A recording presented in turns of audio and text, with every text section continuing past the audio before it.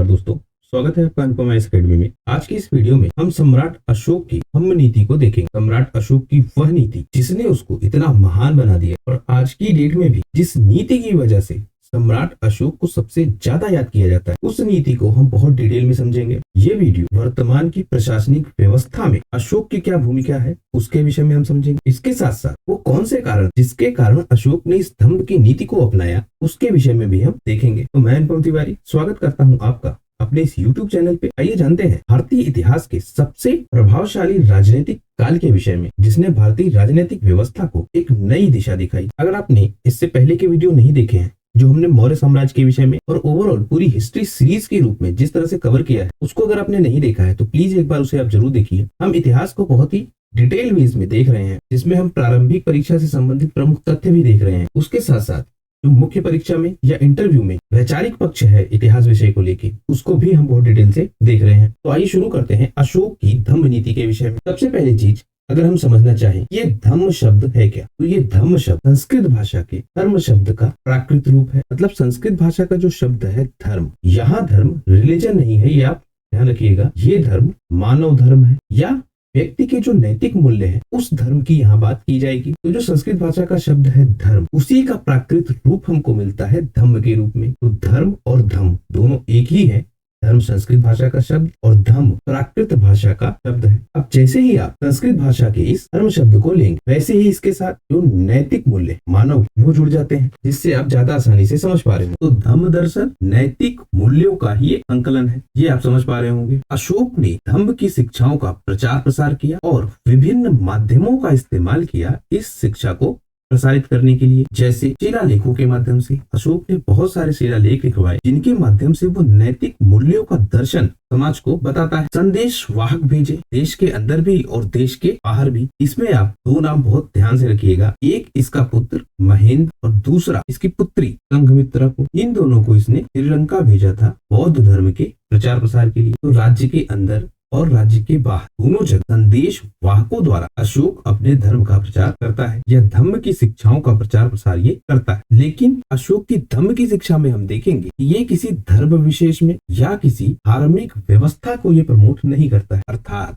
अशोक की जो धम्म की नीति है वो मानवतावादी नीति है और उसी के माध्यम से अपने साम्राज्य का प्रचार प्रसार करता है। अशोक ने दरअसल किया क्या, उस समय जितनी भी मान्यताएं चल रही थी, जितने भी सामाजिक नियम चल रहे, या हम कहें उस समय जो नैतिकता के मापदंड है, वो चाहे बौद्ध में हो, चाहे जैन में हो, चाहे ब्राह्मणवादी समाज में हो, या फिर आजीवक में हो, या किसी अन्य धर्म में, उन सब को इसने एक जगह कलेक्ट करके अपने प्रशासनिक व्यवस्था की नीति बनाई। तो अशोक ने कोई नया धर्म इंट्रोड्यूस नहीं कराया, बल्कि समाज में उस समय जितने भी नियम कानून चल रहे थे जो नैतिकता के मापदंड पे सर्वोत्तम, उनको एक जगह इसने कलेक्ट किया और उसी के माध्यम से अपनी प्रशासनिक व्यवस्था का संचालन किया या अपनी राजनीतिक नीति का प्रचार प्रसार किया। अगर हम समझें कि अशोक के समय समाज की स्थिति क्या है, देखिए कोई भी नीति या कोई भी नियम कानून तभी लाए जाते हैं जब समाज को उसकी आवश्यकता हो या फिर राजा दूरदर्शी हो या नेतृत्व करता आपका दूरदर्शी हो। उसी समय समाज में नए नियम कानून आते हैं। लेकिन उसके साथ साथ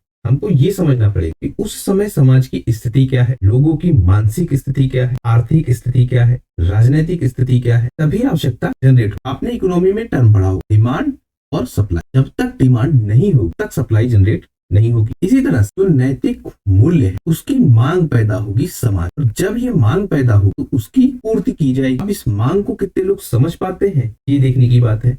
जैसे आप देखिए मार्केट में बहुत सारे क्या आते हैं, प्रोडक्ट आते हैं, लेकिन कुछ प्रोडक्ट क्या होते हैं, सक्सेस हो जाते हैं और कुछ प्रोडक्ट फेल कर जाते हैं। ऐसा क्यों होता है? क्योंकि जिस व्यक्ति ने डिमांड को ठीक से समझ लिया वही सप्लाई ठीक से कर पाएगा। इसी रेफरेंस में अशोक की जो धम्म नीति, उसको आप समझे कि ऐसे क्या कारण थे जिसके कारण अशोक की ये धम्म की नीति लानी पड़ी। तो उसके लिए हमको ये समझना पड़ेगा कि उस समय का समाज कैसा है, उसकी स्थिति कैसी। अगर हम सामाजिक और आर्थिक स्थिति देखें उस समय के समाज, तो हम देख रहे थे कि लोहे का प्रयोग हो रहा है और इस लोहे के प्रयोग से जो अधिशेष है वो उत्पादित हो रहा है, स्पेशली कृषि में। इस अधिशेष उत्पादन से शहर और नगर ये तेजी से बस रहे थे और शहरों और नगरों के मध्य एक संपर्क स्थापित हो रहा था। उत्तरी काली पॉलिश वाले मृत भांडों का प्रयोग हो रहा था। नॉर्दर्न ब्लैक पॉलिश्ड वेयर इनका प्रयोग हो रहा था। आहत सिक्के चल रहे थे जो चांदी के थे मुख्यतः। तो इससे जो वस्तु विनिमय की समस्या को एक मार्ग मिला, एक समाधान मिला। वस्तु विनिमय मतलब सामान के बदले सामान लिया जाता था। एक्स के पास एक चीज है, वाई के पास एक चीज है,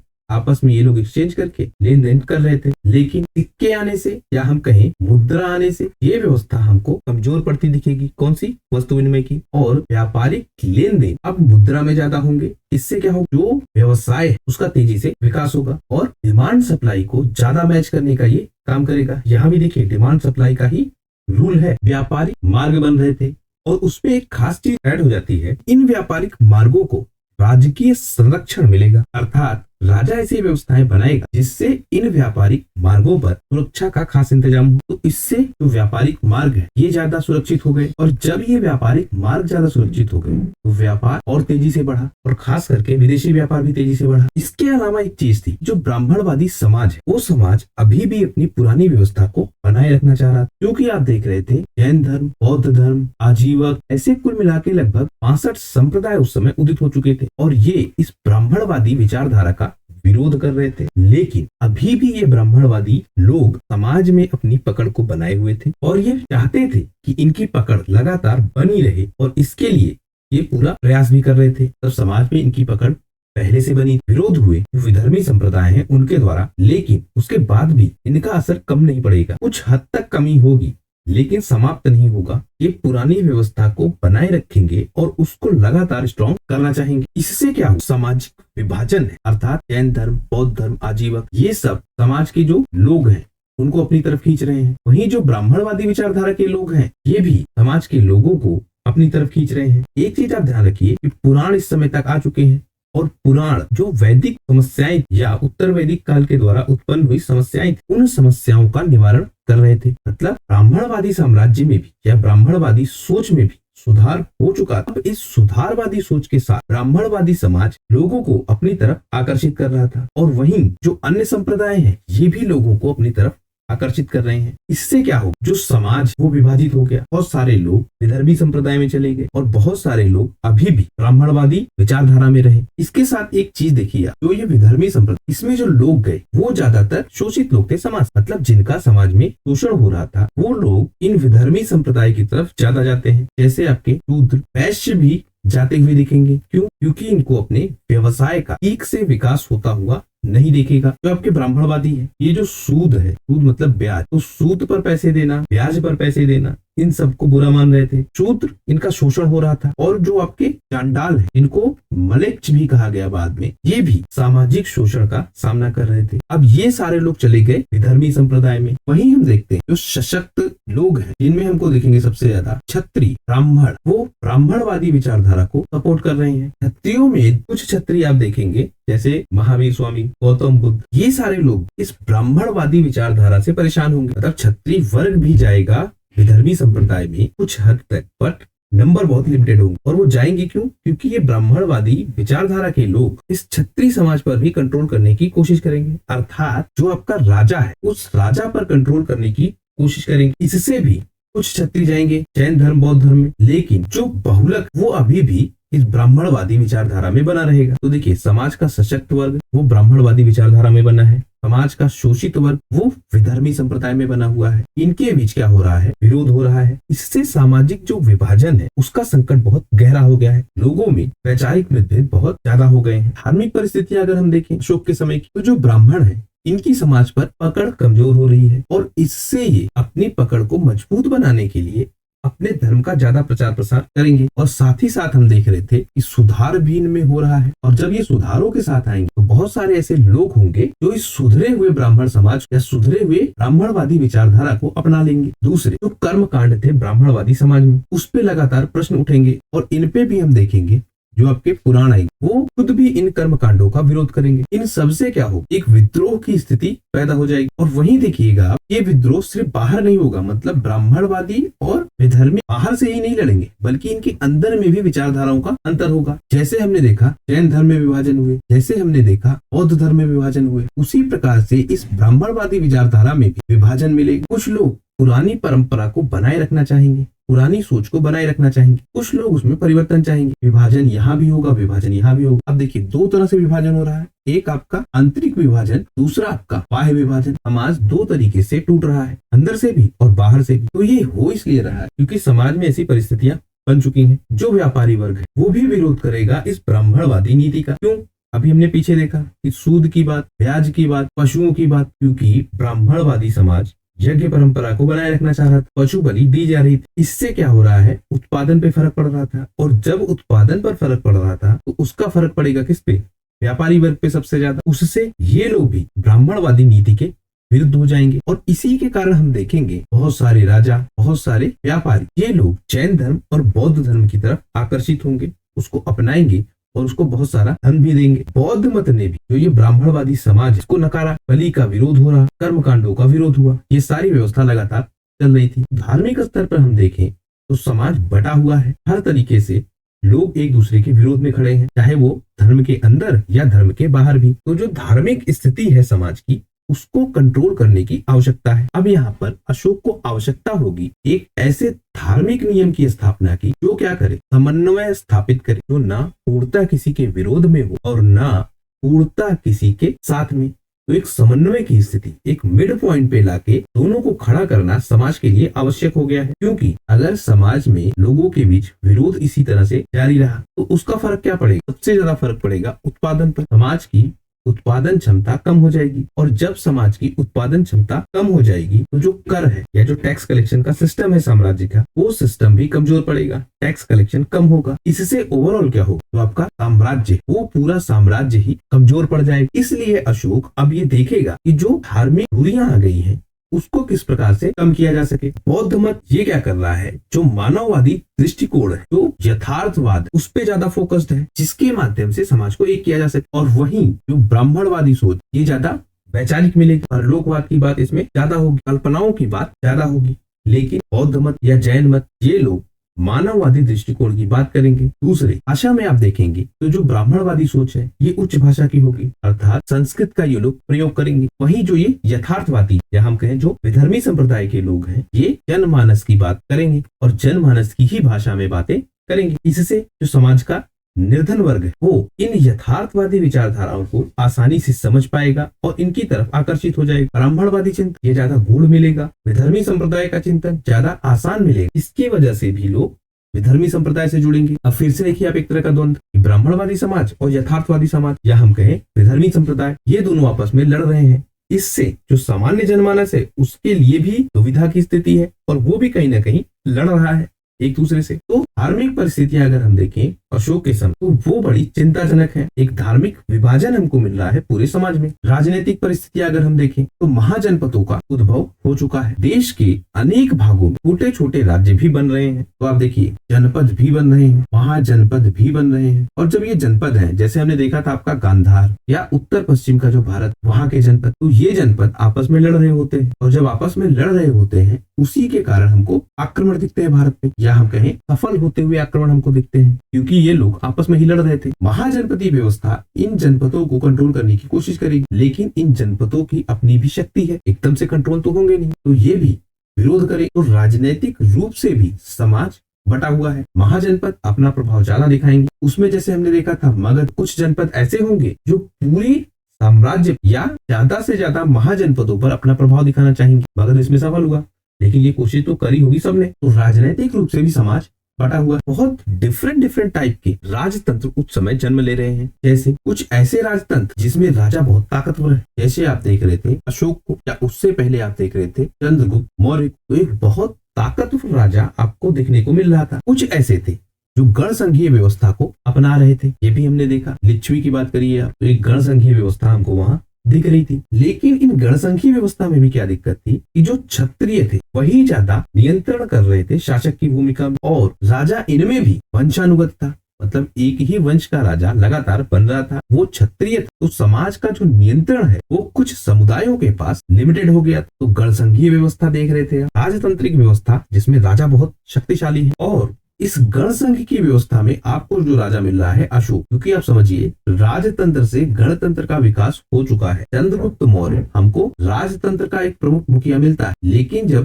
चाणक्य की नीतियां जुड़ जाती हैं इस चंद्रगुप्त मौर्य के साथ, उसके बाद जो उद्भव हो वो होगा गण संघ। और इसमें अशोक आपको सबसे फेमस मिलेगा क्योंकि इसको अपनी पैतृक संपत्ति के रूप में बहुत सारा क्षेत्र मिलेगा, बहुत सारे राज्य मिलेंगे, महाजनपद मिलेंगे, जनपद मिलेंगे। तो उस रूप में भी हमको ये व्यवस्था दिख रही है। कुछ छोटे राजतंत्र भी उभर कर आएंगे और वो भी सत्ता पर कब्जा करना चाहेंगे। साम्राज्य की स्थिति अगर हम देखें अशोक के समय, तो मगध का हमको राजनीतिक प्रभुत्व दिख रहा है पूरे क्षेत्र। कई प्रकार के भौगोलिक क्षेत्र है देश में, सांस्कृतिक विषमता है कई प्रकार के देश में, जो धार्मिक व्यवस्था है वो बहुत अलग अलग मिल रही है, जो विचार है, जो परंपराएं हैं वो सब हमको अलग अलग मिल रही है समाज में। अलग अलग भौगोलिक क्षेत्र है, तो उसके हिसाब से अलग क्या होंगी, रणनीतियां होंगी, प्लस सामाजिक नियम भी होंगे। क्योंकि आप समझिए भौगोलिक क्षेत्र ये तय करेगा कि समाज के नियम किस प्रकार से बनाए जाए। जैसे आप देखिए बुर्का व्यवस्था, एक एग्जांपल के लिए हम समझने की कोशिश कर रहे हैं। क्यों ऐसे देशों में ये व्यवस्था ज्यादा है जहाँ पे रेगिस्तान है। भारत में ही आप देखिए जब महीना आता है गर्मी का, तो बुर्के जैसी ये व्यवस्था हर समाज में देखने को मिलती है, चाहे वो हिंदू हो, चाहे मुस्लिम हो, चाहे जो हो, हर कोई अपने चेहरे को ढक के रखता है। क्यों?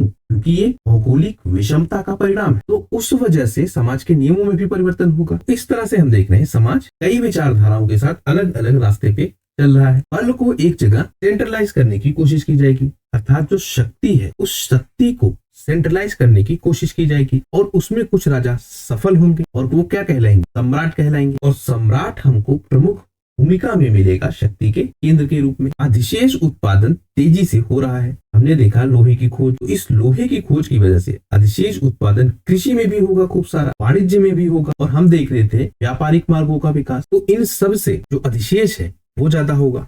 अब अधिशेष से जो टैक्स कलेक्शन है वो भी ज्यादा होगा। हम व्यापारिक कर के साथ साथ आयात कर, निर्यात कर, चुंगी, वो सारी व्यवस्था हम देख रहे थे। तो राजा लगातार टैक्स कलेक्शन के माध्यम से शक्तिशाली हो रहा है। एक प्रशासनिक व्यवस्था बनाए जाने की आवश्यकता समाज को होगी और वो हमको किसी न किसी रूप में देखने को मिलती। अब अपने प्रारंभिक स्तर पर ये अलग अलग क्षेत्र में अलग अलग होगी। अशोक यही करने का काम करता है कि पूरे क्षेत्र में उसकी प्रशासनिक व्यवस्था जो है, पूरे समाज की प्रशासनिक व्यवस्था को एक करने का काम करेगा अशोक। की ऐसी सामाजिक व्यवस्था स्थापित की जाए या ऐसी प्रशासनिक नीतियां स्थापित की जाए जिसके माध्यम से पूरे साम्राज्य पर उसके एक जैसी व्यवस्था उसको मिले। यही कारण बनता है धम्म की नीति का भी। जो राज्य व्यवस्था है उसमें भी हम बहुत सारी जटिलता देख रहे थे। जो सृजनात्मक नीति निर्माण है, मतलब जो कंस्ट्रक्टिव पॉलिसी डेवलपमेंट का काम है, उसकी समाज को अब आवश्यकता हो रही है। इसके अलावा एक ऐसी नीति की जरूरत है समाज को जो धार्मिक समन्वय की नीति हो, हर धर्म की मान्यताओं को माने। एक ऐसी नीति समाज को चाहिए, क्योंकि हमने देखा विधर्मी संप्रदाय, ब्राह्मणवादी संप्रदाय, ये सब अपनी अपनी नीतियों को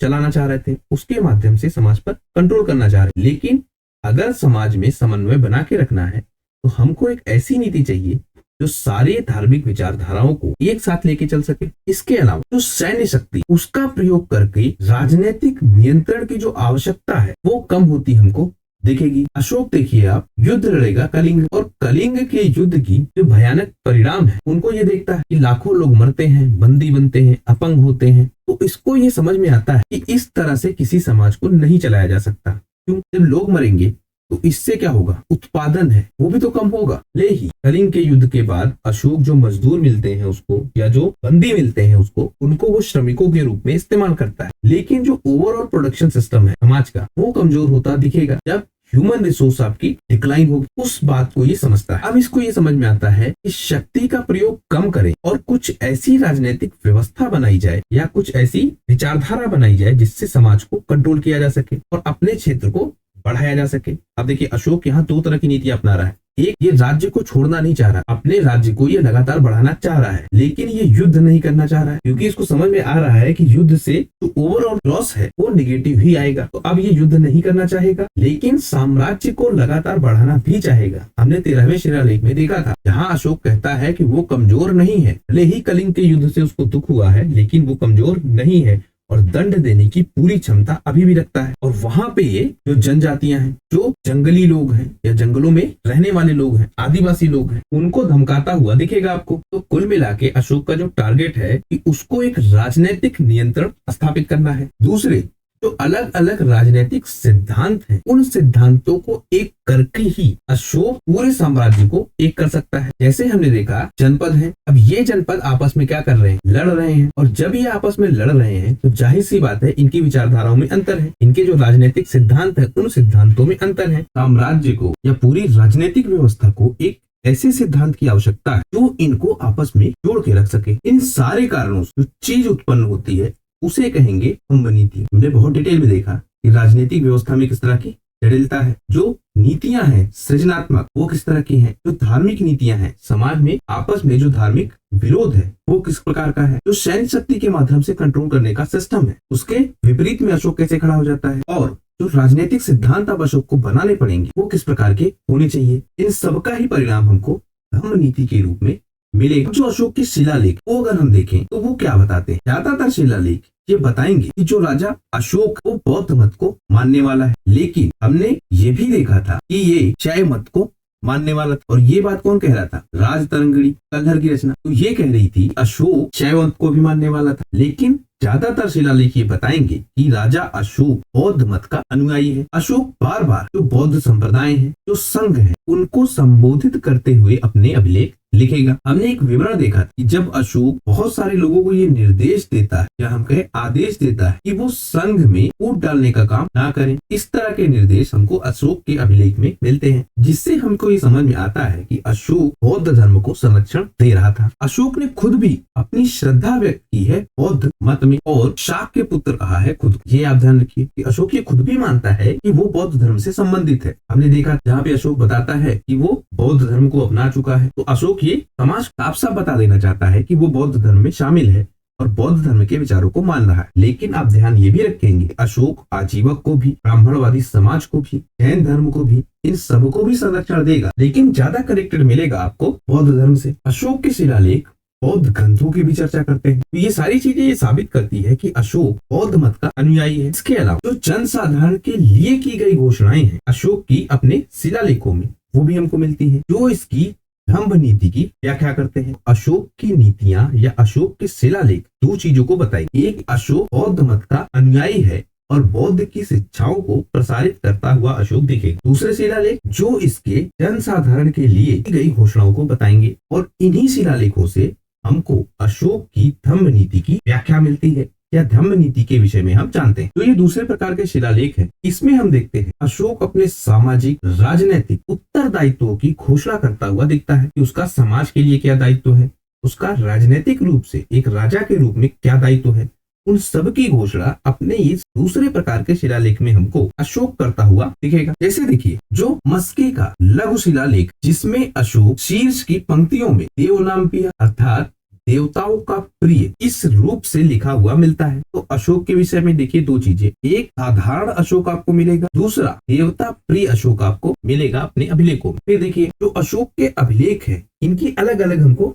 लिपियां मिलती हैं, जिनके बेसिस पे हम निष्कर्ष निकालते हैं। आपने देखा था कि जेम्स प्रिंसेप इसके अभिलेखों को सबसे पहले पढ़ पाता है या इसके अभिलेखों में लिखी भाषा को सबसे पहले पढ़ पाता है। उसी के माध्यम से हमको अशोक के विषय में बहुत ज्यादा जानकारी मिलती है। तो इसमें देखिए ब्राह्मी लिपि में लिखे अशोक के अभिलेख भी हमको मिलेंगे, अशोक के अभिलेख हमको खरोष्ठी लिपि में भी मिलेंगे, ग्रीक लिपि में भी मिलेंगे और अरमैक लिपि में भी मिलेंगे। अब इनका क्या महत्व है, अशोक ये पूरा प्रयास करता है कि जो कुछ वो संदेश देना चाह रहा है वो सही लोगों तक डिलीवर हो। इसीलिए उस स्थान विशेष में जहां वो अभिलेख बनवा रहा है उस क्षेत्र की भाषा का खास ध्यान रख रहा है कि उस क्षेत्र की भाषा के अभिलेख बनवाए जाएं, जिससे आम जनमानस उसको आसानी से समझ पाए। इसको कनेक्ट करिए आप, जो प्रशासनिक व्यवस्था के निर्देश हैं उनको इस तरह से जारी किया जाना चाहिए कि आम जनमानस को वो समझ आए। इसके साथ जो एक बड़ी समस्या आती है हमारे सामने, जो सरकारी योजनाएं हैं, ऐसी बार बार समस्या आती है सरकारी योजनाएं सही लोगों तक पहुंच ही नहीं पाती, और इसका सबसे बड़ा कारण होता है कि उनको ये समझ में ही नहीं आता है कि क्या आवश्यकता है इस योजना का लाभ उठाने के लिए या किस तरह से इस योजना का लाभ उठाया जा सकता है। और उसमें सबसे बड़ी समस्या आती है भाषा की। इसकी भाषा इस तरह से होती है कि आम जनमानस को ये समझ में नहीं आती है। इससे जो बिचौलिए हैं उनका जन्म होता है समाज में, और उसके साथ साथ जो वांछित लाभार्थी हैं या हम कहे जो सही लाभार्थी हैं उन तक योजना का लाभ नहीं पहुंच पाता है। तो अशोक के समय से देखिए ये चीज वो कर रहा है कि वो जो कुछ समाज को बताना चाहे वो उस तरीकों से बताएगा जिससे समाज को ज्यादा से ज्यादा और आसानी से समझ में आए। तो हम अशोक को आज के डेट में अगर इस्तेमाल कर रहे हैं या अशोक की बातों को आज के डेट में इस्तेमाल कर रहे हैं तो इसके जो विचार हैं वो हमको देखने चाहिए कि इसका लक्ष्य क्या है और उसको वर्तमान प्रशासनिक व्यवस्था में इम्प्लीमेंट करने की हम कोशिश भी कर सकते हैं। ऐसा नहीं कि कोशिश नहीं हुई है, पर हम और प्रभावी रूप से इसको लागू कर सकते हैं। अगर हम ये समझना चाहें कि अशोक ही वो व्यक्ति क्यों बनता है जिसने धम्म की नीति को अपनाया, हम कारणों को देख रहे थे कि जिस तरह की व्यवस्था समाज में बन चुकी थी उनको एक करने के लिए या पूरे साम्राज्य पर अधिकार करने के लिए अशोक को ये नीति बनाना आवश्यक है। तो मौर्य साम्राज्य की जो विरासत मिलती है अशोक, वो हम देखते हैं कि एक उदारवादी दृष्टिकोण के रूप में मिलती है। मतलब अशोक ही ऐसा क्यों कर रहा है, तो उसको जो विरासत में मिलती है, जैसे जो उसके पिता हैं बिंदुसार, वो हमको मिलते हैं आजीवक संप्रदाय से, जो उसके दादाजी हैं या बिंदुसार के जो पिता हैं चंद्रगुप्त मौर्य, वो हमको मिलते हैं जैन के, और अशोक स्वयं मिलता है हमको बौद्ध मत का समर्थक। लेकिन हम देखेंगे चाहे वो समय हो चंद्रगुप्त मौर्य का, चाहे समय हो बिंदुसार का, या चाहे समय हो अशोक, भले ही ये किसी एक संप्रदाय को मान रहे हैं लेकिन अन्य संप्रदायों को भी ये लोग बराबर समर्थन देंगे और उनके विकास के लिए भी कार्य करेंगे। तो ये विरासत मिली अशोक को, जो उसके साम्राज्य की नीति जिसे स्थापित करने में चाणक्य का प्रमुख रोल था, वो नीति ही उसको इस योग्य बना देती है कि वो ऐसी नीति बना पाए या धम्म की नीति वो बना पाए। उसके बाद जो राजनीतिक परिस्थितियां उत्पन्न हो जाती हैं अशोक के समय, वो उसको इसके लिए आवश्यक बना देती है कि वो धम्म की नीति अपनाए। क्योंकि अशोक जब गद्दी पर बैठेगा तो अंदर की जो संस्कृतियां हैं, जो विश्वास हैं, जो सामाजिक और राजनीतिक व्यवस्थाएं बन चुकी हैं, उन सब के कारण अशोक की व्यवस्था हो जाती है कि वो एक ऐसी नीति बनाए जिसके द्वारा पूरे साम्राज्य को कंट्रोल किया जा सके। अब अशोक के सामने दो विकल्प हैं, क्योंकि इतने बड़े साम्राज्य पे उसने अधिकार कर लिया है, तो उस साम्राज्य को एक करके रखने के लिए उसके सामने विकल्प जो बचता है वो एक कि वो बल प्रयोग करे, सेना का प्रयोग करे, और उसमें उसने परिणाम देखा था कलिंग का कि किस तरह का परिणाम उसको कलिंग में मिला। दूसरा था कि वो ऐसे नैतिक मूल्य अपनाए या ऐसी नैतिक व्यवस्था बनाए जो समाज के सभी वर्ग को स्वीकार हो जाए। तो अशोक इस दूसरे विकल्प का चयन करता है। पहले विकल्प के साथ एक समस्या और थी कि इसके कारण उसको बहुत ज्यादा व्यय करना पड़ेगा, साम्राज्य का खर्च बढ़ेगा, दूसरे जो प्रोडक्शन है वो डाउन होता हुआ उसको दिखेगा। इसी के कारण अशोक दूसरे विकल्प का चयन करता है। यही आप जब देखेंगे मुगल साम्राज्य, और उस मुगल साम्राज्य में जब आप देखेंगे औरंगजेब क्या करेगा, बल का प्रयोग करेगा और उसके द्वारा अपने साम्राज्य का विस्तार करेगा, उसको एक करने की कोशिश करेगा, लेकिन उससे प्रोडक्शन डाउन हो जाएगा। जो टैक्स कलेक्शन है मुगल साम्राज्य का वो डाउन हो जाएगा, और इससे एक बड़ा कारण बनेगा जो मुगल साम्राज्य को कमजोर कर देगा। इसीलिए अशोक ऐसी नीति अपनाएगा जो पूरे समाज को समन्वित रूप से चला सके। आप समझ पा रहे होंगे कि अशोक ने धम्म की नीति क्यों बनाई। ये कोई आदर्शवादी विचारधारा के रूप में नहीं था, बल्कि आवश्यकता बन गई थी जो अशोक को अपनानी पड़ी। दूसरा विकल्प भी वो अपना सकता था, लेकिन उसके परिणाम वो जानता। तो एक दूरदर्शी राजा के रूप में भी हम अशोक को देख सकते हैं कि वो समझ पा रहा है कि किस तरह की नीति उसे अपनानी चाहिए जिससे अपने साम्राज्य को ज्यादा स्थिर रूप से वो विकसित कर सके। उसके अलावा जो सामाजिक तनाव बन रहा है अशोक के साम्राज्य में, अगर उससे समाज को बचाना है, जो आपके विधर्मी है प्लस आपके जो ब्राह्मणवादी है, ये दोनों अलग अलग धाराओं में चल रहे हैं, और अगर इनके बीच का जो ये गैप है, इस गैप को कम करना है, इनको एक जगह लेके आना है, तो उसके लिए अशोक को धम्म अपनाना पड़ा। कुछ ऐसे क्षेत्र भी थे जो धार्मिक मान्यताओं को नहीं मानते, जैसे जो आपके जनजाति हैं, आदिवासी हैं, इन क्षेत्रों में धार्मिक मान्यताएं नहीं है। अब हम यहाँ देखेंगे कि अशोक इनके लिए कुछ अलग नीतियां भी अपनाएगा, जैसे जो यवनों का प्रदेश है, जो जनजाति समूह है, यहाँ अशोक शक्ति भी दिखाएगा। तो ऐसा नहीं कि सिर्फ धम्म की ही नीति, धम्म के साथ शक्ति भी दिखाएगा जहाँ उसको आवश्यकता होगी, और खास करके उन क्षेत्रों में जहाँ पर किसी धार्मिक मान्यता को मानने वाले लोग नहीं है। तो ऐसे स्थान जो धार्मिक मान्यता विहीन है, उन क्षेत्रों पर भी कंट्रोल करने के लिए अशोक धम्म के साथ शक्ति प्रदर्शन भी करेगा। यवनों कोई प्रदेश को, जो पश्चिम एशिया का प्रदेश है, या हम कहें जो पश्चिम भारत का प्रदेश, उन क्षेत्रों में अधिकार बनाने के लिए अशोक को ऐसी नीतियां अपनानी पड़ेगी जो उनकी मान्यताओं को भी स्थान दे। तो इस तरह से एक ओवरऑल नीति धम्म की निकल के आती है। अब हम समझते हैं कि जो धम्म की नीति है, इसके मूल तत्व क्या है। तो हम सबसे पहले देख रहे थे कि समाज में सामाजिक समन्वय की कमी है। अब उस समन्वय को बनाने के लिए ये नीति का विकास करेगा कि समाज को एक करके रखा जा सके। तो उसमें क्या करेगा, जितने भी समुदाय हैं, जितनी भी धार्मिक मान्यताएं हैं, उन सबको मिलाकर ये नीति बनाएगा, और ये दिखेगा आपको धम्म नीति के तत्वों के रूप में। इसके साथ साथ इन नीतियों को औपचारिक रूप या बहुत ज्यादा एक्सप्लेन करके अशोक संरचनाबद्ध नहीं करेगा। जो सहिष्णुता है समाज में, जो सामान्य आचरण होने चाहिए समाज, उनके विषय में ये बताएगा। औपचारिक रूप वाले में जैसे आप समझिए, यहाँ थोड़ा कंफ्यूज हो गए होंगे, ये बहुत डिटेलिंग नहीं करेगा, ये सामान्य नियम ज्यादा बनाएगा जिसके माध्यम से समाज में समन्वय स्थापित किया जा सके। दोहरी सहिष्णुता भी अपनाता हुआ दिखेगा अशोक हमको। जो जन सामान्य है उनके मध्य आत्म सहिष्णुता विकसित करेगा, तब खुद से ही लोग ऐसी विचारधाराओं को अपनाएं जो उनको एक कर सके, और जो अलग अलग विचारधाराएं हैं, आस्थाएं हैं, उनके मध्य भी ये सहिष्णुता बनाएगा। तो एक जन के रूप में, दूसरी व्यवस्था के रूप में,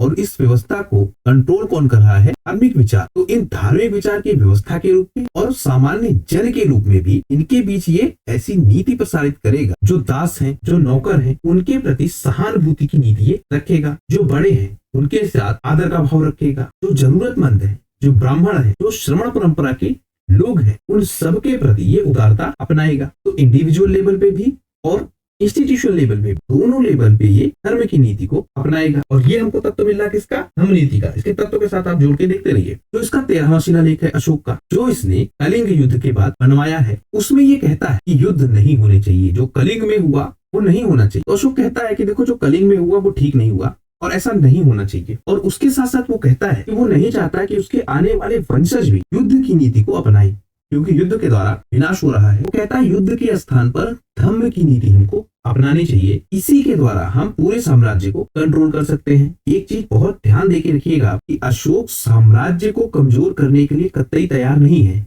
वो नीति ऐसी अपनाएगा जिससे साम्राज्य को ज्यादा मजबूत किया जा सके, इसीलिए युद्ध को छोड़ेगा, क्योंकि युद्ध से विरोध भी पैदा हो कि आज युद्ध में कोई हार गया, भविष्य में वो खुद को ताकतवर बनाएगा और युद्ध फिर से कर सकता है। लेकिन अगर धम्म के द्वारा उसको कंट्रोल कर लिया गया तो वो भविष्य में फिर से युद्ध नहीं करेगा। तो इसलिए अशोक धम्म के द्वारा विजय प्राप्त करना चाह रहा है। उसके साथ साथ अशोक इस 13वें शिलालेख के माध्यम से जो कलिंग का युद्ध है और उससे उत्पन्न हुई जो त्रासदी है उसका ये विवरण देगा, जिससे हम ये समझ पाते हैं कि अशोक युद्ध विरोधी क्यों बन गया। और तत्व देखिए धम्म नीति के, हिंसा इसका प्रमुख तत्व मिलेगा, क्योंकि कलिंग युद्ध से इसने सीखा है कि अब हिंसा नहीं करनी है। युद्ध के माध्यम से जो विजय अभियान है उनका ये त्याग करेगा। लेकिन फिर आप ध्यान रखिएगा कि जो जंगली आदिम जातियां हैं या जो आदिवासी जनजातियां हैं, उन पर शक्ति प्रदर्शन से ये कभी पीछे नहीं हटेगा। अशोक शक्ति के प्रदर्शन को भी लगातार बरकरार रखेगा। अहिंसा में ये पशुओं की जो हत्या है उसको रोकेगा। जो सामूहिक पशु बलि कार्यक्रम है या उत्सव है उन पे ये रोक लगा देगा, क्योंकि इस पशु बलि के कारण उत्पादन कम हो रहा है और इसलिए अहिंसा की नीति को अपनाएगा। कल्याणकारी काम करेगा ये, तो इसकी धम्म की नीति में ही दिखेगा।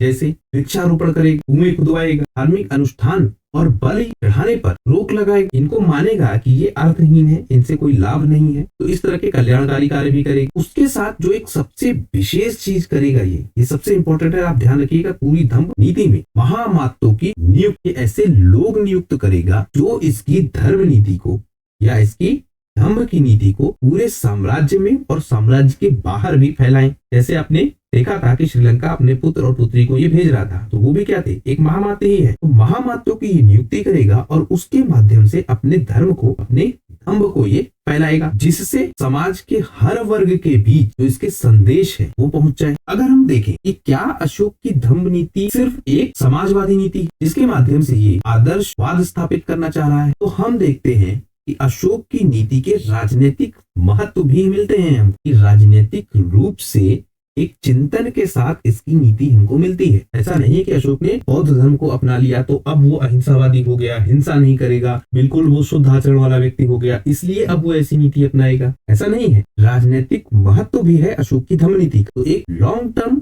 विजन के साथ अशोक की नीति अपनाता है। जैसे उसने घोषणा की कि सभी जन मेरे बच्चे हैं। अब ध्यान समझिए, बच्चे हैं, मैं जो भी कार्य करता हूँ वह केवल उस ऋण को उतारने का प्रयास जो सभी जीवों का मुझ पर है। तो ये ऋण उतारने की बात कर रहा है और ये कहता है कि जीवों का मुझ पे ऋण है। दूसरे, ये स्वयं को पिता मान रहा है और उस पिता के साथ ये नियंत्रण करता भी होगा। ये आप ध्यान रखिए। जो हिंसात्मक विजय है उन पे निंदा करेगा, हत्या पर ये प्रतिबंध लगा देगा, राज परिवार में ये मांस खाने की परंपरा पर रोक लगाएगा, उसको लगभग ये समाप्त कर देगा। अब देखिए, जो नैतिक मूल्य हैं राजा के, वो हमको दिखते हैं कि पहले ये सबसे ज्यादा अपने ऊपर नियमों को लागू करेगा और तब ये जनता से कहे कि आप इन नियमों को मानिए, क्योंकि राज परिवार में सबसे पहले ये रोक लगा रहा है, खुद पे सबसे पहले ये कंट्रोल करेगा, खुद सबसे पहले ऐसी नीति ये अपनाएगा। जो धर्म के प्रचारक हैं उनको अलग अलग स्थानों पर भेजेगा। जैसे मिस्र में, यूनान में, श्रीलंका में, इन सारे देशों में धर्म प्रचारकों को भेजेगा। अशोक खुद भी अलग अलग स्थानों पर धम्म यात्राएं करेगा। जैसे हमने देखा था जब ये गया था लुम्बिनी, बोध गया, इन स्थानों पर अशोक खुद भी जाएगा। जो कर माफी है वो भी हम देखते हैं कि स्थानों पे जाके कर माफ करता है। तो अशोक खुद भी और लोगों के द्वारा भी धम्म नीति का प्रचार प्रसार करेगा। और किस तरह के प्रयास करता हुआ अशोक हमको दिखता है वो हम समझे तो जब होती है आपकी तृतीय बौद्ध संगति, जो अशोक के समय में होती है। ये हमने देखा है डिटेल से कौन सी बौद्ध संगति कहाँ हुई, कब हुई, क्या निर्णय निकले, ये सब कुछ हम बहुत डिटेल बेस से देख चुके। तृतीय बौद्ध संगति होती है अशोक के काल में और उसके बाद ही अशोक धर्म प्रचारक ज्यादा मात्रा में भेजेगा। जो कश्मीर का क्षेत्र है और गांधार का क्षेत्र है वहां पे भेजेगा किसको, मंजशतिक को। जो महिष मंडल का क्षेत्र है वहां भेजेगा महादेव को। जो यमन राज्य है वहां भेजेगा किसको, महारक्षित को। जो अपरांत का क्षेत्र है वहां भेजेगा धर्मरक्षित को। जो हिमालय का क्षेत्र है वहां भेजेगा मंजिम को। जो महाराष्ट्र का क्षेत्र है वहां भेजेगा महाधर्म रक्षित को। वनवासी क्षेत्र में रक्षित को भेजेगा और सुवर्ण भूमि में सोन को भेजेगा। अशोक किसको किसको कहाँ भेजता है ये सारा विवरण हमको इसके 7वें शिलालेख से मिलता है, जिसमें अशोक ये बताता है कि जो अभिलेख है उनका निर्माण करके धर्म का प्रचार प्रसार किया जा रहा है। ये कहाँ से मिल रहा है, 7वें शिलालेख से। जो धार्मिक घोषणाएं हैं वो की जा रही है। जो धर्म स्तंभ है उनका निर्माण किया जा रहा है। जो महापात्रों की नियुक्ति है वो की जा रही है जिससे ये धर्म का प्रचार कर सके। विदेशों में भी अपने प्रचारक भेजता है, जैसे अपने पुत्र को भेजता है, अपनी पुत्री को भेजता है। और एक शब्द आप देखिए जो बिहार यात्रा, बिहार यात्रा को माना जाता है शिकार। ये बड़ा कंफ्यूजिंग वर्ड हो जाएगा अगर इस तरह से पूछ लेगा। अशोक कहता है बिहार यात्रा मत करो, बिहार यात्रा की जगह धम्म यात्रा करो। ये शिकार मत करो, शिकार की जगह धम्म यात्रा करो और धम्म का प्रचार प्रसार करो। खुद भी ये जाता है बोध गया में, लुम्बिनी में, निगली सागर में, इन सारे स्थानों पर ये स्वयं भी जाता है। जो हिंसापूर्ण सामाजिक उत्सव है उन पे ये प्रतिबंध लगा देता है। और इनकी जगह ये क्या करता है, विमान दर्शन, अस्थि दर्शन, अग्नि स्कंद ऐसी झांकियां आरंभ करता है। अशोक कहता है कि जब आप सामाजिक उत्सव करिए उस समय हिंसा मत करिए, क्योंकि इन सामाजिक उत्सवों में जो पशु बलि है वो दी जाती थी और जो मांस भक्षण या हम कहें मांस खाने की जो परंपरा है वो हमको ज्यादा दिखती थी। पशु बलि को रोकने के लिए अशोक खुद मांस खाना छोड़ देता है और अपने परिवार में भी ये नियम बनाता है कि मांस नहीं खाया जाएगा। इसी का प्रचार करता हुआ दिखेगा हमको अशोक। और वो कहेगा कि हिंसा पूर्वक उत्सव मत मनाइए बल्कि झांकियां आयोजित कीजिए जिससे समाज को कुछ ज्ञान प्राप्त हो। तो विमान दर्शन, हस्ति दर्शन, अग्निस्कंद जैसे झांकियां ये आरंभ करवाएगा। इस धर्म के प्रचार के माध्यम से अशोक जन कल्याण को प्रमोट करेगा। मनुष्यों के लिए, पशुओं के लिए ये चिकित्सालय बनवाएगा और ये हमको उसके साम्राज्य के अंदर, साम्राज्य के बाहर दोनों जगहों पर मिलेगा। तो ये देखिए जो आपकी विदेश नीति है भारत की, जैसे वर्तमान में देखिए भारत की विदेश नीति में आपको क्या तत्व दिखता है कि भारत जो उसके सहयोगी देश हैं उनकी मदद करता हुआ भी दिखेगा। यहाँ तक जैसे हमने अभी पीछे देखा तुर्की में, या तुर्की में जिस तरह की घटना हुई, भूकंप आए, भारत ने वहां भी राहत सामग्री भेजी। जबकि तुर्की जैसा देश जो वैश्विक मंच है उन पे भारत का विरोध करता हुआ दिखता है बार बार, लेकिन उसके बाद भी वहां मदद भेजी गई। तो ये प्रभाव किसका है, धम्म नीति का, जो अशोक ने प्रारंभ कराई है। इसी के माध्यम से जन कल्याण हो सकता है और वास्तव में एक साम्राज्य विकसित किया जा सकता है। ये अशोक विचार लेके आता है और उसका पालन आज की राजनीतिक व्यवस्था में भी आपको मिल रहा है। छायादार कुंज बनवाएगा, कुएं बनवाएगा, बगीचे बनवाएगा, विश्राम गृह बनवाएगा। जो यात्री मार्ग है उनकी सुरक्षा का खास ध्यान रखेगा। व्यवसाय इससे बढ़ता हुआ आपको मिलेगा। ये कहेगा कि जो बलि चढ़ाने की परंपरा है इसके कारण समाज पे जो इसका भार पड़ रहा है आर्थिक रूप से भी वो काफी ज्यादा पड़ रहा है। तो ऐसे सारे समारोह जिनके कारण पशु बलि हो रही है या अनुशासनहीनता पैदा हो रही है समाज में, अंधविश्वास बढ़ रहा है समाज में, उन सब पर ये प्रतिबंध लगाने की कोशिश भी करे। हम महामातों की ये नियुक्तियां करेगा। तो इस चीज का खास ध्यान रखेंगे कि सभी संप्रदाय के लोगों के साथ उचित व्यवहार हो। देखिए ये धम्म महापात किसी धार्मिक विचार को नहीं फैलाएंगे बल्कि ये धम्म की नीति को फैलाएंगे, अर्थात जो नैतिकता के मापदंड है उन मापदंडों का प्रचार प्रसार ये लोग करेंगे। इसीलिए ये बिल्कुल अलग है। इसीलिए आप देखेंगे अशोक बौद्ध संघ के लोगों को नहीं अपनाएगा या उनको नियुक्त नहीं करेगा, क्योंकि स्ट्रक्चर तो ऑलरेडी उसके पास है। बौद्ध संघ का बहुत बड़ा स्ट्रक्चर है, बहुत विस्तृत रूप में फैला हुआ है, लेकिन उसके बाद भी वो अलग से महामत्तों की नियुक्ति करेगा जो धर्म प्रचार करेंगे। तो नैतिकता के मापदंड विकसित करके ये अपनी धर्म की नीति को फैला रहा है। उसके अलावा जो इसके बंदी हैं उनके कल्याण के प्रति ये विशेष ध्यान रखेगा। जैसे जो लोग कारावास की अवधि को समाप्त कर चुके हैं और उसके बाद भी बेड़ियों में जकड़े हुए हैं, मतलब कारावास की अवधि के बाद भी सजा भोग रहे हैं, उनको मुक्त करने का ये आदेश देगा। अब ये समस्या देखिए, आप जो वर्तमान भारतीय समाज, उस वर्तमान भारतीय समाज के सामने भी यही समस्या है कि जो जेलों में बंद लोग हैं उनमें से ऐसे बहुत सारे लोग हैं जो उनके द्वारा किए गए अपराधों से ज्यादा की सजा भोग चुके हैं। ये समस्या भारतीय प्रशासनिक व्यवस्था में आपको देखने को मिलेगी। आप ऐसी रिपोर्ट अगर पढ़ी तो वहां आप देख पा रहे हैं कि इसी तरह की समस्या है। मौर्य साम्राज्य में भी आवश्यकता से अधिक लोग जेलों में बंद हैं, सजा वो भोग चुके हैं, फिर भी वो नहीं निकल पा रहे, तो उनको ये मुक्त करने का आदेश देगा। जो मृत्युदंड प्राप्त बंदी हैं उनको भी ये 3 दिन का जीवन दान देता है, तो बंदियों के कल्याण के लिए भी ये कार्य करता हुआ दिखेगा। एक चीज हम समझे जो इतिहास में विवाद के रूप में आती है, ये सारे टॉपिक आप देखिए मेंस में इसी तरह के प्रश्न आएंगे, एक एक स्लाइड से एक एक प्रश्न बनेगा, क्योंकि यूपीएससी का पैटर्न उठा के देखिए इसी तरह के प्रश्न आपसे पूछ लेता है। जैसे यहाँ एक प्रश्न देखिए आप, क्या अशोक की धम्म नीति धर्म प्रचार का रूप और खासकर बौद्ध धर्म का विस्तार करना इसका लक्ष्य था? तो यहाँ पे जो प्रश्न है वो ये है कि अशोक क्या धम्म की नीति के द्वारा बौद्ध धर्म का प्रचार प्रसार करना चाह रहा था, और यह राजनीतिक नीति से ज्यादा धार्मिक प्रचार की नीति, क्या ऐसा मानना ठीक होगा या नहीं? इस तरह के वैचारिक प्रश्न आपसे पूछे जाएंगे। तो अगर हम इसके पक्ष में तर्क देख लें तो अशोक ये स्वीकार करता है कि वो बौद्ध मत को मानने वाला व्यक्ति, अपने शिलालेखों में ऐसी बातें वो लिखता है। कलिंग युद्ध के कारण अशोक हमको बौद्ध मत का अनुयायी बनता हुआ मिलता है। देखिए, युद्ध से पहले ये शिक्षा ले चुका होता है बौद्ध धर्म की, लेकिन पूरी तरह से बौद्ध धर्म में ये बाद में आता है। तो युद्ध के बाद जो निग्रोध है और जो मोगलिपुत्र है, इनके प्रभाव में आकर ये विधिवत दीक्षित हुआ। शिक्षा पहले ले चुका है बौद्ध धर्म की, लेकिन विधिवत दीक्षित ये कलिंग युद्ध के बाद होता है। तो हम ये देख पा रहे हैं कि अशोक के ऊपर बौद्ध धर्म का बहुत प्रभाव है। दूसरे जो बौद्ध की शिक्षाएं हैं या बौद्ध धर्म की जो शिक्षाएं हैं वो हमको यथार्थवादी ज्यादा मिलती है, और इसमें अहिंसा प्रमुख लक्ष्य हमको दिखता है। तो अशोक की धम्म नीति में ये सारी चीजें हमको बहुत डीप में दिखेंगी, जिससे हम ये कह सकते हैं अशोक ने धम्म की नीति से बौद्ध धर्म का प्रचार प्रसार किया। ये तर्क हो गए इसके पक्ष में। अब हम विपक्ष को देख लेते हैं, जो ऐसा नहीं मानते कि अशोक ने धम्म की नीति के द्वारा बौद्ध धर्म का प्रचार प्रसार किया। जैसे अशोक धम्म महामातों का एक संगठन बनाएगा, जबकि पहले से ही संघ की व्यवस्था उपस्थित थी बौद्ध धर्म में। तो अगर अशोक को बौद्ध धर्म फैलाना होता तो जो इस संघ का स्ट्रक्चर उसके पास पहले से अवेलेबल है, उस स्ट्रक्चर का वो उपयोग करता। हम देख रहे थे बौद्ध भिक्षु होते थे और ये धर्म प्रचार करते थे। अगर अशोक को बौद्ध धर्म फैलाना होता, बौद्ध धर्म के इन्हीं भिक्षुओं का प्रयोग करता। क्यों वो एक नई व्यवस्था बनाता है महापात्र जो उसके विचारों को फैलाए? क्योंकि अशोक को कहीं ना कहीं ये डर जरूर था कि यदि इन बौद्ध भिक्षुओं का प्रयोग किया गया अपनी नीतियों के प्रचार प्रसार के लिए, तो ये ज्यादा प्रसार करेंगे किसका? बौद्ध धर्म का। इसीलिए अशोक धम्म महापात्रों की नियुक्ति करता है। इससे ये बात सिद्ध होती है कि अशोक नहीं चाहता था उसकी जो धम्म नीति है वो बौद्ध धर्म की नीति के रूप में प्रसारित। वो चाहता था कि समाज को एक सेपरेशन दिखे कि उसकी नीति बौद्ध धर्म से संबंधित नहीं है। उसके साथ साथ जो इसके शिलालेख हैं, जो सबसे ज्यादा जानकारी का स्रोत है, उनसे हम पाते हैं कि अशोक का जो लक्ष्य है कि वो धार्मिक संप्रदायों के बीच सहिष्णुता और आदर का भाव फैलाना चाहता है। और इन धम्म महापात्रों को ये भी निर्देश दिया गया था कि वो ब्राह्मणों, श्रमण परंपरा के जितने भी लोग उन सबके कल्याण के लिए कार्य करें। तो अगर ये बौद्ध धर्म को फैला रहा होता तो ब्राह्मण परंपरा को क्यों प्रमोट करता? दूसरे जो श्रमण परंपरा के लोग हैं, जिनमें जैन आएंगे, आजीवक आएंगे,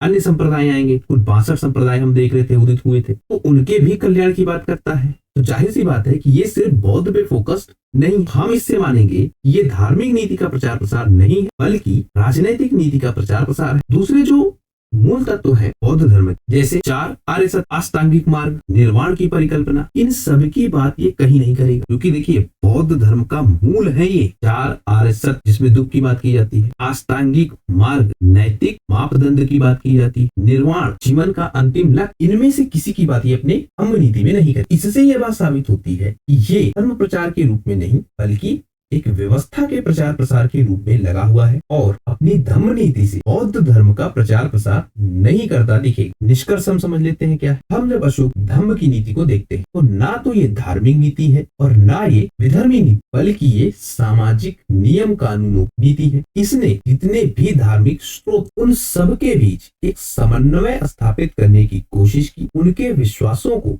एक जगह एक व्यवस्था के रूप में स्थापित करने की कोशिश की। इसी रेफरेंस में आप समझिए अम्बेडकर जी से जब पूछा जाता है भारतीय संविधान के विषय में कि आपने तो भारतीय संविधान हर जगह से उधार लिया, तो ये उधारी का संविधान है। अम्बेडकर जी जो उसके उत्तर में कहते हैं कि देखो समाज में जो नियम बनाए जाएंगे वो आवश्यकता के अनुसार बनाए जाएंगे। तो जब समाज में नियम, ये शब्दता ऐसी बात नहीं है, मैं आपको मूल बताना चाह रहा हूँ कि क्या कहना चाह रहे हैं। इस समाज में जो आवश्यकता है लोगों की, उसी के अनुसार हमको नियम कानून बनाने पड़ेंगे। और किसी भी समाज की जो बेसिक रिक्वायरमेंट, उसके लिए जो नियम कानून बनेंगे उनमें हमको एकरूपता तो दिखेगी ही। जो सामान्य जरूरतें हैं लोगों की, वो चाहे भारत की हो चाहे किसी अन्य देश की हो, सबकी लगभग एक जैसी ही तो दिखेंगी हमको। तो जब हम उनकी पूर्ति करने के लिए नियम बनाएंगे तो वो नियम भी तो हमको एक जैसे दिखेंगे ना। तो जो आप कह रहे हैं कि भारतीय समाज में जो ये संविधान आ रहा है, ये उधारी का संविधान, ये कैसे कह सकते हैं? क्योंकि हमको एक बेसिक बैकग्राउंड तो सबका एक जैसा ही दिखेगा, को बेस तो एक जैसा ही दिखेगा ना। इसी तरह से आप कनेक्ट करिए इसकी धम्म नीति, क्योंकि बौद्ध के तत्व इसकी नीति में आपको ज्यादा मिलेंगे, ये बात सत्य है।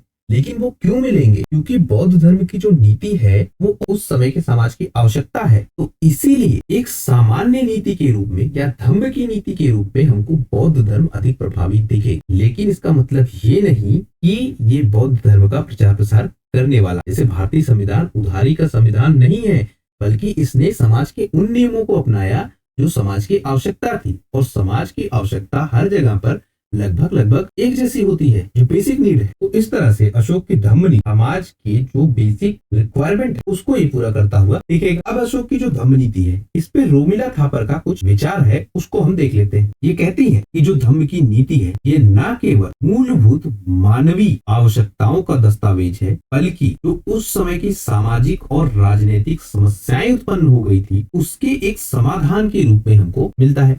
हमने डिटेल में देखा कि किस तरह की सामाजिक व्यवस्था है, किस तरह की धार्मिक व्यवस्था है, क्या समस्याएं आ रही हैं समाज को, उससे वो सब हम देख चुके हैं। उसी पे इनका ये एनालिसिस है। ये कहती हैं कि ये समाधान प्रस्तुत करेगा जितनी भी समस्याएं उस समय उसको दिख रही है। मतलब अशोक को जो समस्याएं दिख रही हैं उसके समाधान के रूप में ये निकल कर आएगा। ये ना तो ब्राह्मणों की विरोधी नीति है और ना ही ये बौद्ध धर्म की समर्थक नीति है, क्योंकि ब्राह्मणों के प्रति, श्रमण परंपरा के अन्य लोगों के प्रति इसमें भी आदर का भाव हो, ऐसा ये उल्लेखित करता है। और उसके साथ साथ बौद्ध धर्म के बहुत सारे तत्व हमको इसकी नीति में मिलते हैं। अहिंसा पर इसने स्पेशल फोर्स किया है, लेकिन ये भी मानता है कि अगर सुरक्षा के लिए शक्ति प्रदर्शन की आवश्यकता है तो अशोक पीछे नहीं हटेगा।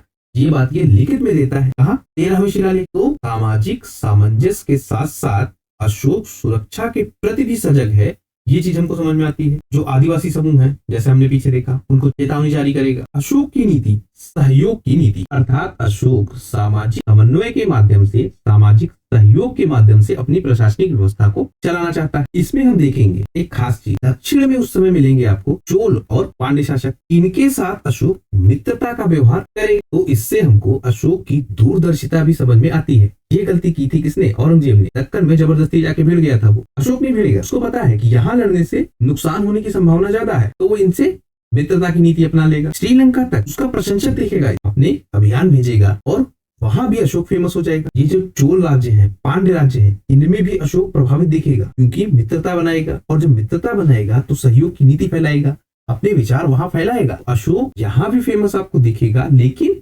मित्र के रूप, श्रीलंका के क्षेत्र में वहां भी एक सहयोगी के रूप में। तो इस तरह से अशोक अपनी जो नीति है उसको लगातार फैलाता हुआ दिखेगा। समाज में इसने क्या किया? सहिष्णुता का आह्वान किया, जिससे जो समाज के अलग अलग तबके के लोग हैं, जैसे किसान, खानाबदोश, चरवाहे, और जो अलग अलग परंपरा के लोग, जैसे यूनानी, कंबोज के क्षेत्र के लोग, भोज के क्षेत्र के लोग, ये सारे लोग एक जगह हो जाते हैं। आप देखिए ना कितनी विविधता है। शासक और शासित दोनों की विचारधाराएं एक कर दे रहा है अशोक। उसके साथ साथ जो अन्य परंपराएं हैं, जो अन्य विचारधाराएं हैं, उन सबको ये एक जगह इकट्ठा कर रहा है। और ये मानती है, रोमिला थापर ये मानती है कि ये उस समय युग की आवश्यकता है। यदि अशोक ऐसा ना करता तो हो सकता है उसका साम्राज्य इतना विकसित हमको ना मिलता। अशोक ने क्या किया? जो संकीर्ण सांस्कृतिक परंपराएं थी उनके स्थान पर नैतिक सिद्धांतों की स्थापना की, मानवतावादी सिद्धांतों का प्रचार प्रसार किया। और ये हमको आज तक दिखती है कि ये भारत समाज का अंग है, भारतीय राजनीतिक व्यवस्था का प्रमुख उद्देश्य के रूप में